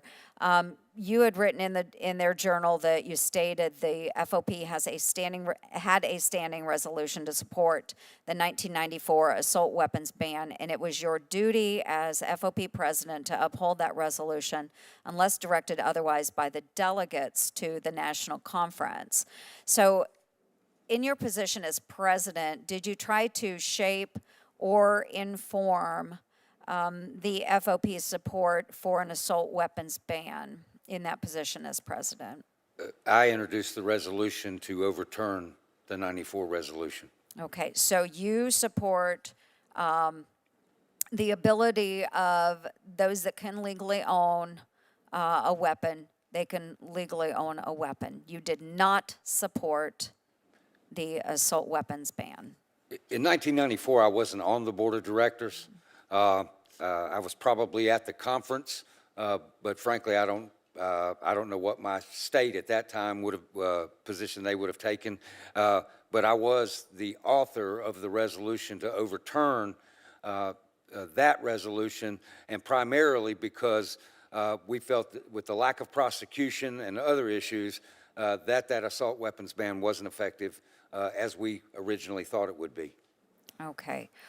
We have spoken a little bit about Attorney General Holder, but you've also supported then Judge Sonia Sotomayor to the Supreme Court, and you, in your written testimony, you supported her nomination and sought to address concerns over her stance on the Second Amendment.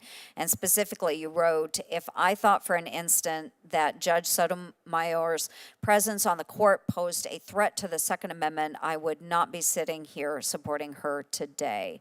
But since then, the Supreme Court has denied cert in the case of Friedman v. City of Highland Park. And by denying cert in that case, the court did fail to address an Illinois city ordinance barring the possession of widely owned semi-automatic rifles and magazines, even if used in self-defense. Nearly 10 years later, do you still believe that the justice isn't a threat to the Second Amendment? Based on the information that you've provided, but understanding that our original decision was based on, again, her prosecutorial experience in the state of New York, and those decisions were made based on her stance for individual freedom.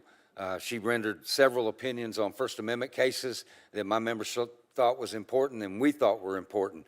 As far as her decision subsequently, I don't know that we could have predicted her response to that case. I know hindsight is 20/20, but certainly as an organization that is there to support and defend the Constitution of the United States, I do believe we should be looking, or you should have been looking, at all of our rights, and specifically in regards to being the fraternal order of police. The Second Amendment would be extremely important in judging whether you thought a potential justice would be supportive of an individual's right to keep and bear arms. So, you know, I don't believe with some of her judgments that she fully believes in supporting our constitutional right to keep and bear arms. I see that my time has expired. Thank you very much, Mr. Chair. Thank you. I think Senator Lee, you have some questions, all right? Yes, I do. Thank you, Mr. Chairman.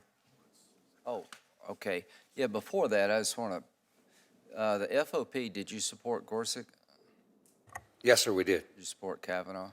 We didn't take a position in that one, but we did support Judge Gorsuch. Did you support Roberts? Yes, sir, we did.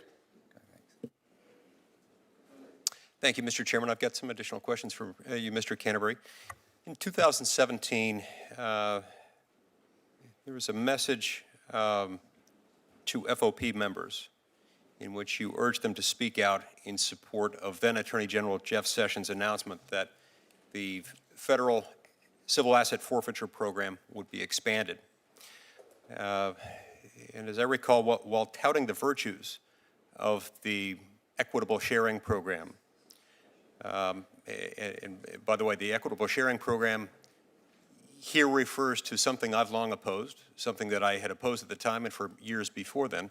Equitable sharing in the civil asset forfeiture context refers to the mechanism by which some state and local law enforcement agencies, in many cases otherwise hindered by more aggressive and restrictive laws governing civil asset forfeiture, will turn to federal law enforcement officials and ask for their help getting the federal law enforcement offices involved in seizing civilly assets, and then in return for this cooperation, they will both get a share of the proceeds of this. Sometimes this is used to fund law enforcement operations, and for reasons that I think are apparent to anyone who examines it carefully, this is a problem that's rife with opportunities for abuse, because all of a sudden the presumptions that ordinarily would apply in the criminal context are flipped.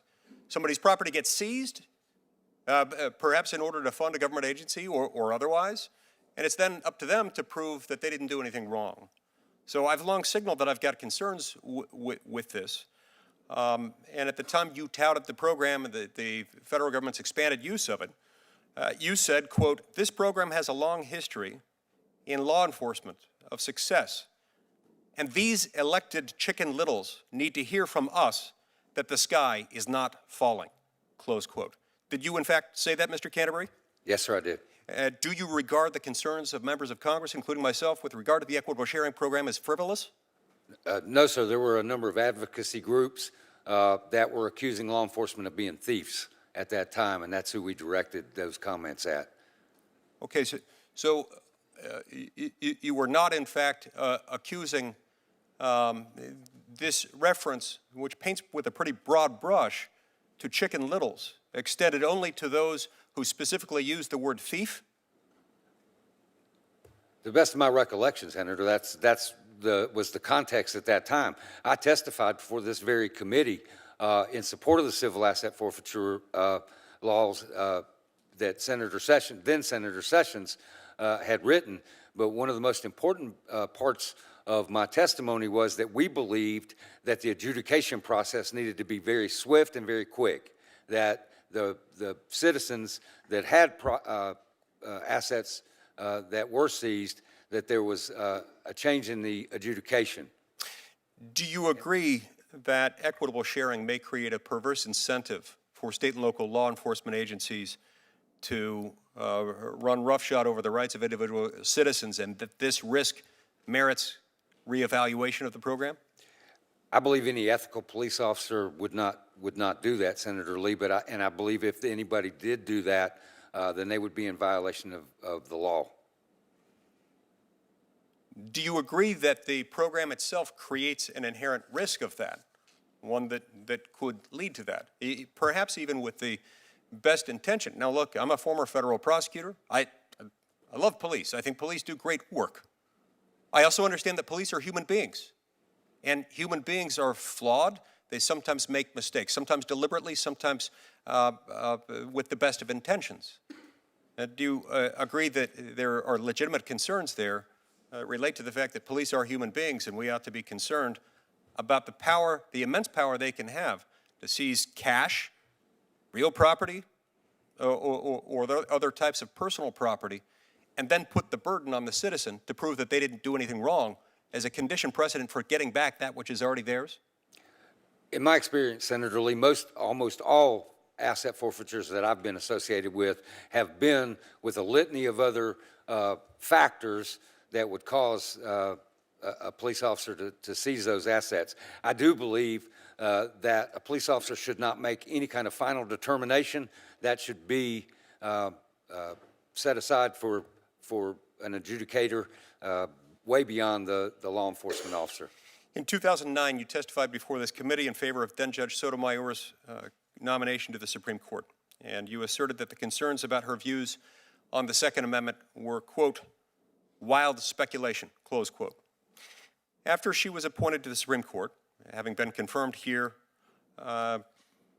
Justice Sotomayor joined Justice Breyer's dissent in a case called McDonald versus City of Chicago, which declared that the Second Amendment does not receive, does not restrict the ability of states and localities to regulate firearms. That was the position taken by the dissent. The dissent also questioned the reasoning of Heller, the case in which the Supreme Court concluded that the Second Amendment does, in fact, provide a right to bear arms to the individual. Now, do you stand by your 2009 testimony? Yes, sir, I do, because at the time we reviewed her previous court decisions in New York, and as I recall, there were very little or no actual Second Amendment cases in her portfolio at that time. And obviously, as Senator Ernst said, hindsight may be 20/20, but at the time, we took the available information from her record. Do you still believe that it was baseless speculation that caused some people to question her belief in a Second Amendment right to bear arms? At that time, I believe that, Senator. Now, looking at her decisions, my opinion might be different, but at that time, we saw nothing that indicated that she was a judge that didn't believe in the Second Amendment. Here's the concern I have.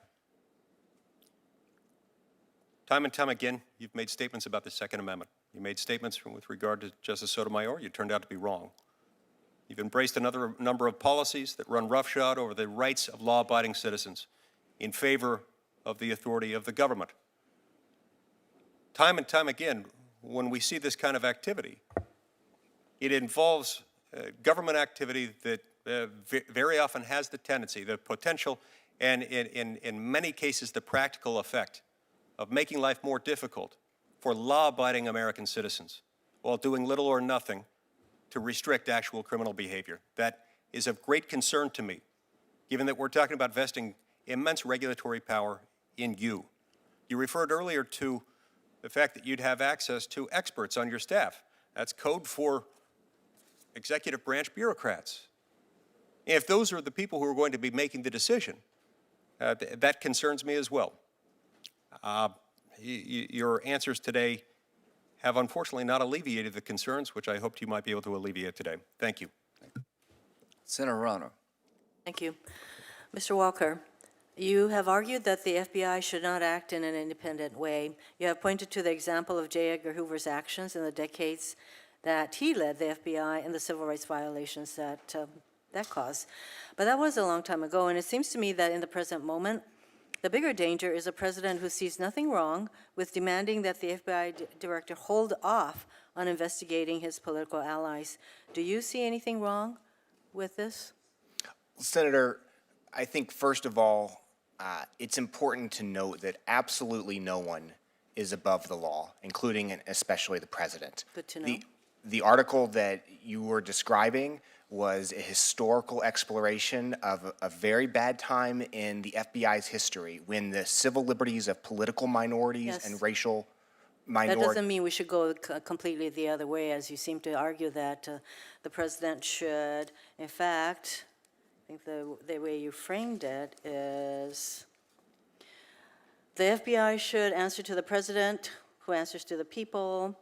He must think of the FBI director should think of himself as an agent of the president and not as the protector, as the nation's protector. So you seem to be going the other way. So my question to you is it okay for the president to ask the FBI director to go easy on friends or allies?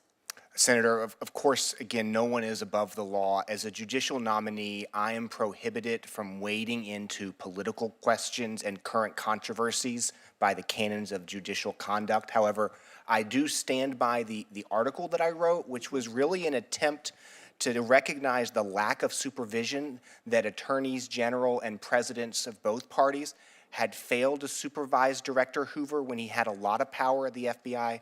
And that was, excuse me, that was then, I think we all acknowledge that, that Hoover misused his powers, so one hopes that the FBI directors are not running around doing that now. However, there are concerns about whether or not the FBI should be independent, that they have an independent role to play in law enforcement, free from interference from the president or the executive, and that is what I'm trying to get at. You seem to indicate that the FBI should not be free from interference. I'm wondering whether you would think it's okay for the president to demand that the FBI either begin, alter, or end an investigation. So if I'm incorrect in that, just say I'm not correct in that. Senator, you are describing, with respect, a current controversy and a political controversy. And as much as I'm willing and able to stand by what I wrote in my law review article about the history of the FBI and some of the lessons that I think we can learn from that history, I am prohibited from wading into the political waters that go beyond what I said at the time. I certainly believe no one at the FBI should ever break the law. No one should follow an order to break the law. No one is above the law. So you say this is a current controversy. You don't want to wade into political waters, but if this is a current controversy, it could very well end up in court. So I would say that if you stand by what you wrote, then that says to me that should such a case like this come before you, you would be quite you would consider the president's ability to direct the FBI in the way that this president has sought to do to be okay. Let me get to Mr. Canterbury. One of the inspections records that the Brady Center obtained, and I did ask you some questions along those lines, but this particular inspection resulted in a recommendation for the revocation of a gun dealer in Hawaii. The dealer had multiple repeat violations, had failed to report multiple sales, had transferred a firearm to a self-identified felon. The area supervisor downgraded the recommendation to a warning conference because of the dealer's stated understanding and intent to avoid a repeat violation. Of course, this was already a repeat violator. So if you are confirmed, how will you ensure that serious repeat violators are not given the benefit of the doubt that they will just voluntarily comply with the law? Is it going to be enough for you that a repeat violator says to you, I promise never to do it again? Senator, I'm going to have to review the entire procedure because I'm not familiar with each level. I do know that there's an adjudication process within ATF, and I will assure you that we will look at that. Just based on what I told you, though, let's assume that those are the facts. Wouldn't it raise a concern for you that a repeat violator is not properly, taken some sort of a response that is more than letting this person go because he or she promises never to do it again? Take a look at that, okay? Yes. Now, every 16 hours, if I could just... Every 16 hours, a woman is shot and killed by a current or former intimate partner in the United States. Nearly half of all intimate partner homicides are committed by dating partners. Still, federal law allows these abusive dating partners to legally purchase and possess guns. Do you support closing this dangerous loophole and preventing dating partners convicted of domestic violence from legally accessing firearms? Senator, I was under the impression under the Lautenberg Amendment that somebody convicted of domestic violence was already prohibited from dating partners. Probably are dating not partners. included. I believe that would be based on the individual state laws. I don't know what under the current system. I don't know what ATF's regulation or authority would be. But because most of those laws in certain states, I know that dating partners are considered domestic spouses and would qualify under Lautenberg. About a federal law to the effect that dating partners convicted of domestic violence should also be prevented. So you don't know whether that is the case. Or I would like to you look. You don't support. I would like to look. I support keeping the firearms out of the hands of anybody that's lawfully been adjudicated. Okay. And I do believe that Domestic violence is a very serious issue in this country, and I'll do everything in my power to make sure that people that should not and legally cannot possess a firearm wouldn't have one. Especially as every 16 hours a woman is killed in this country by someone who is a domestic partner. Thank you. Thank you. Thank you all. We'll hold the record open, appropriate time for written questions. Thank you all. Congratulations again to your nominations.